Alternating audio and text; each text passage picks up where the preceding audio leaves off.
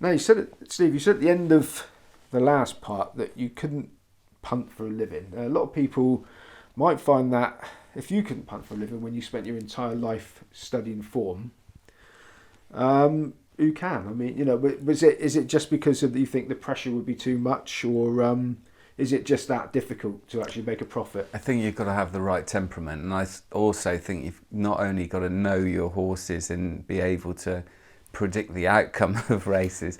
I think you've got to be sharp in other areas and be able to make sure you're on the right price and everything like that, and getting on, and also be ahead of the curve, as it were. I don't like that expression, but certainly ahead of the game, and not follow but lead. And I used to be doing other stuff at 5 o'clock when the prices go up, and you suddenly see something that you was 8-1 is now 4-1, and you've missed it. So I don't think I could handle the pressure of having to win every day or every week. Certainly, it must be a really, really stressful thing, especially when it's going badly. And that's when you start changing what you do. Even in tipping, you've got to try and stick to what works. And if you're under that much pressure and you're on a losing run, I think that would be very hard to do. Just interesting there, going back to Templegate, I know that the guys that do Spotlight for the Racing Post, they have to put their own probable SP up. Would that be you as well in the Sun? No, we used to take the fantasy prices from the Press Association. Don't know how they ever came across those. I mean, it's a difficult job, very difficult job, doing the SP. But you wouldn't mind betting with them if they were going to set up a bookmakers, that's for sure. So what's your angle, assuming you still punt now and you punt seriously, what is your angle? Do you know what? One of the things that I was most interested in, and I use Raceform Interactive, and that's a really good tool for coming up with patterns and things like that. And one thing I was interested in, everyone goes on about track bias, or whether it's the stand side or the far side, but no one ever seems to talk about the track bias in regards of where you need to be on certain tracks at certain distances.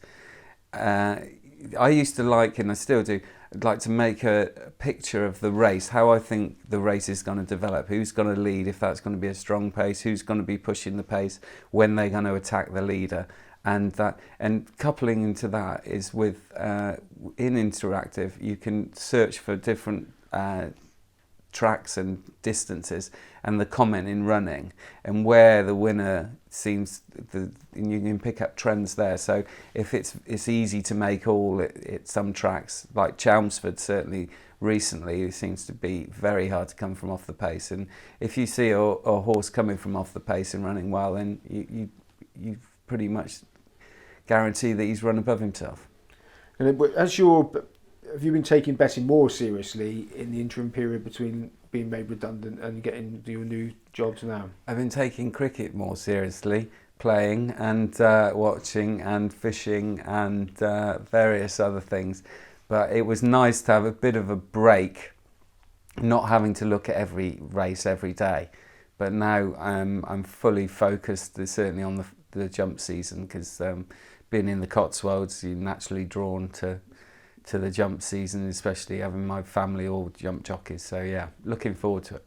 Now, just talking briefly about when you finished. I mean, I was at Glorious Goodwood and I probably saw you every day. And I had no idea myself, and there's no reason why I should have, that it was all coming to an end. Was it a massive shock for you? Yeah, it was. Obviously, newspapers are struggling, but it was still a shock. But once you're over the initial part of that, I realised it might well be for the best, because I don't think in print journalism there's a huge future in it. So it was nice to get out and have the opportunity to do something else where I'm still relatively young. I don't know whether I'm relatively young. Sometimes I feel it, others not. So anyone that gets made redundant, it's a bit of a worrying time. But what does a racing correspondent do in that situation, considering, I think, fair to say, you're an endangered species, at least in print? Yeah, I'm not the first to be made redundant in newspapers, and I certainly won't be the last. So you've just got to make the best of it. And I soon realised that I had quite a lot of friends who were willing to help out. Some people have been extraordinarily helpful, and has been interesting to see those that step up and offer you help, and others who want your services because they rate you. So that's been equally positive. So I think I'm in a better position than I thought I would be at this stage, only a couple of 3 months later, and I'm very relaxed about it. So hopefully the future keep on being bright. Okay, these, I mean, we're doing this will go up on social media and it'll be on YouTube hopefully for years to come.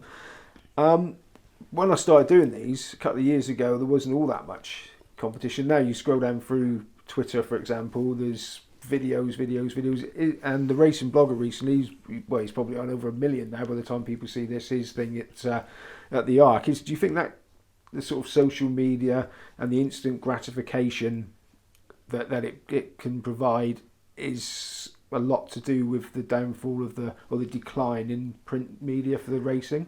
I think it's certainly the internet has changed the world, hasn't it? It's changed the shape of betting, it's changed the shape of the high street in retail terms, and it's undoubtedly changed newspapers, and they're all dropping, I don't know, 10 or 12% circulation year on year, or certainly the tabloids are, and that's only going to continue, but the world evolves and you've got to change with it, haven't you? And I find social media a bit bizarre sometimes. Everyone seems to want to fight each other, and no one seems to have a good word to say about anyone half the time. So it is a strange old place, but it's the way it's used, I think, is interesting. The racing blogger, you would say what you like about him, but he's got a fair way to where he wanted to be, I'm sure, and although his content wouldn't be for me, shouting and screaming in one, and I don't think there's a lot to be gleaned from it that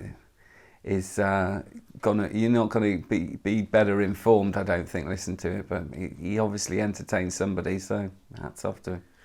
Now the thing is, you say newspapers have been declining by 10% year on year, whatever, there's no doubt that they are. But the coverage of football, the coverage of cricket, the coverage of rugby doesn't seem to decline. But why is it racing seems to be getting squeezed out? What is it about racing that's become so unpopular as far as the sports editors are concerned? Well, football's king, and you're never going to change that. Football is massive now, bigger than it's probably ever been.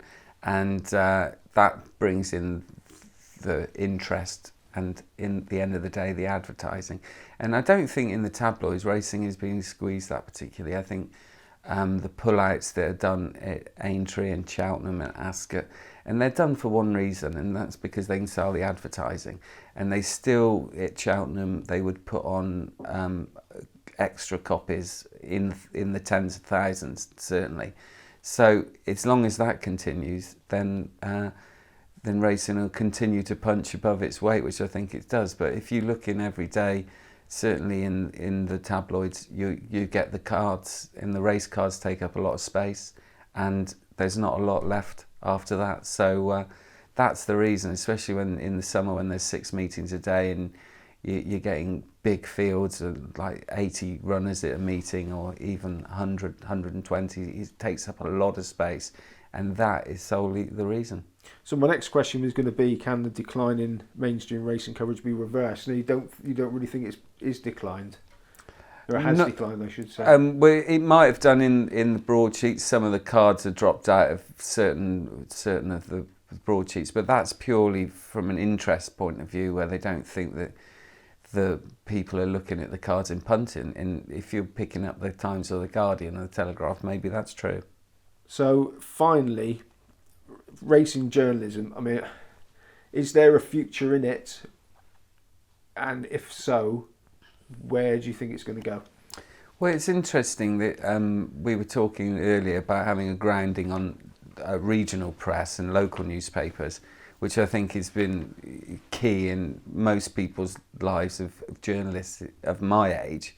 And now those local papers in that extent certainly aren't there, so you don't get the training, and you see the youngsters coming into journalism at a higher level at 19, 20, 21, and without that background, without that grounding, and I don't think it's particularly healthy. I mean, it's great to see young people certainly with a huge interest and enthusiasm for the sport of racing, but without the grounding behind them in all aspects of journalism, straight out of university or what have you. It's not healthy in my opinion, but it's what's got to happen. And the problem is with the print media now, not having such, not being awash with money like it once was, to have cheap labour like that, it's encouraged. So you end up with a lot of young people in roles that perhaps they haven't got the experience for. Okay, on that note, Steve Jones, thank you very much. Thank you, Simon.